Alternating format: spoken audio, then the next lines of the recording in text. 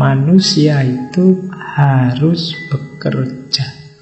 Manusia itu punya ciri harus beraktivitas untuk memenuhi kebutuhannya.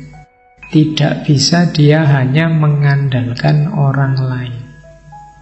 Jadi katanya Adam Smith, tidak ada masyarakat yang sungguh-sungguh menjadi berkembang dan bahagia apabila sebagian terbesar anggotanya berada dalam kemiskinan dan penderitaan.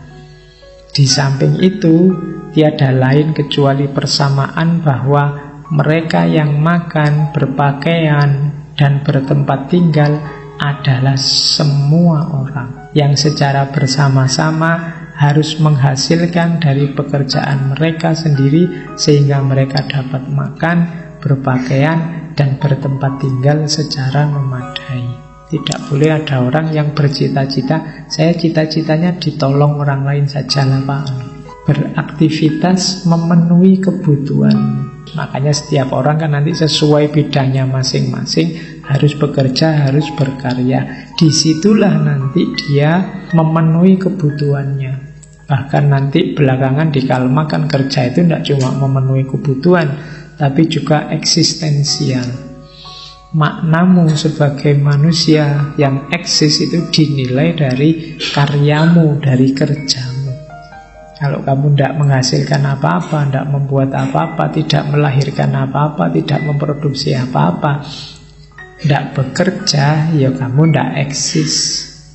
Jadi kalau dulu aku berpikir maka aku ada, ya versinya sini berarti aku kerja maka aku ada. Mikir tok ora kerja, nah, kan nanti kritikmu kan itu sekokean mikir ra kerja. Jadi ya harus bekerja karena disitulah kita menghasilkan sesuatu.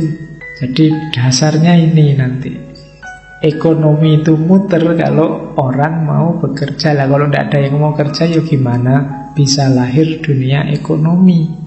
Kalau sufi semua pasrah saja sama Allah, kita tunggu. Ya, dunyane ra mlaku. Ya, harus ada yang bekerja.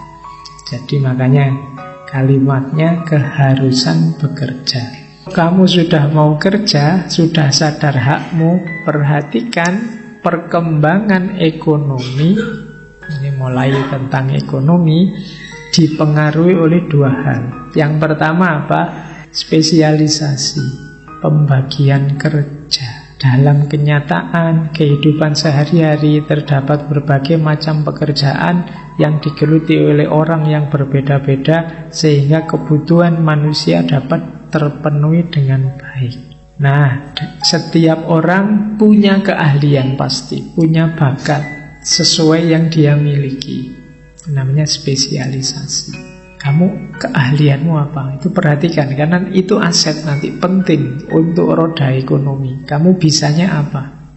Biasanya lahirnya ini dari tradisi, dari adat, dari kebiasaan, atau dari pendidikan. Kalian harus bisa membaca dirimu. Seandainya masuk ke peta pembagian kerja ini, spesialisasimu apa? Kenapa ini penting? Karena orang ngerti spesialisasinya itu manfaatnya meningkatkan produktivitas. Kalau kamu tidak kenal dirimu, tidak ngerti spesialisasimu, atau perusahaan kok tidak kenal keahlian masing-masing karyawannya, ya dia bunuh diri. Harus ngerti spesialisasinya sendiri-sendiri biar lebih produktif. Bajumu ini jangan dikira kerja satu orang, kerja banyak orang.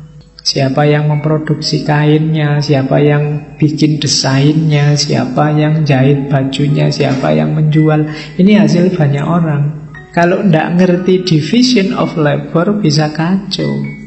Ya kalau zaman dulu barter tidak butuh itu. Sekarang zaman industri harus jelas pembagian kerjanya. Kerja yang cerdas itu kerja yang ngerti spesialisasinya. Ketika division of labor ini jelas, ya produktivitas meningkat. Jadi dari sini nanti ekonomi, pendapatan juga semakin meningkat.